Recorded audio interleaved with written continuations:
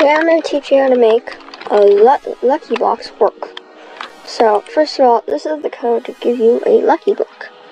So it's actually called a mystery block, and but you can set the custom display name to Lucky Block. So that's what I'm doing. And next we open world code, and this is the code that you need. So I will put this in the description later, but and the pinned comment. And for now, by the way, there's this blocks thing. In here, you can put all your blocks. They need to be in quotes. So, as an example, we can... And now, if we close down some Lucky Blocks, you'll see, when you break them, it picks one. And also, by the way, you need to put this code inside world code, which you can access by clicking this button on a code block. Okay. And in a regular code block, you can do this to give yourself a Lucky Block.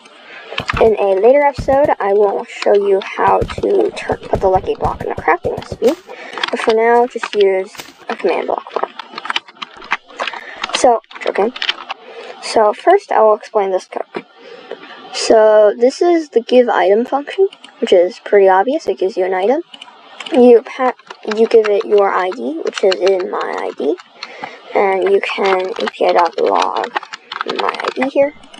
Mine is -1, as you can see, and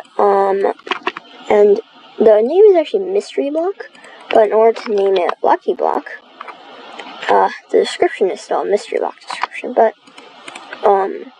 you can use this to set the custom name, which is what you see as a player, the Lucky Block.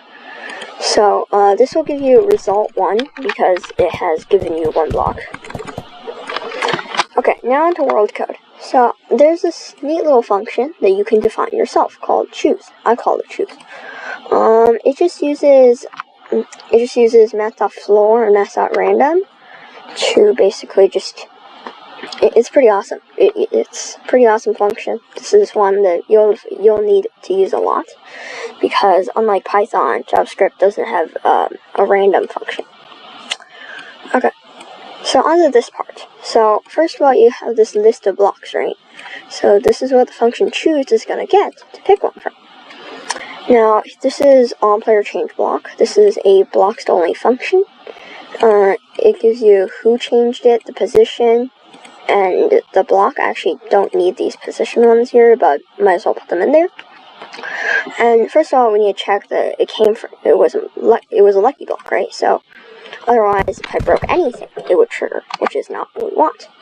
So if it is a mystery block, then we give an item to your ID of what this thing gave you.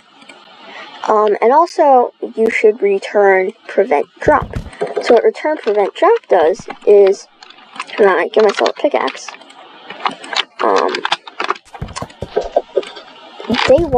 the Lucky Blocks themselves won't drop, okay? Like, it's kind of like, the Lucky Block won't drop.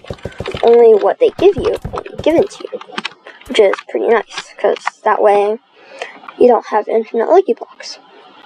Okay, that's the end of this, and see you in the next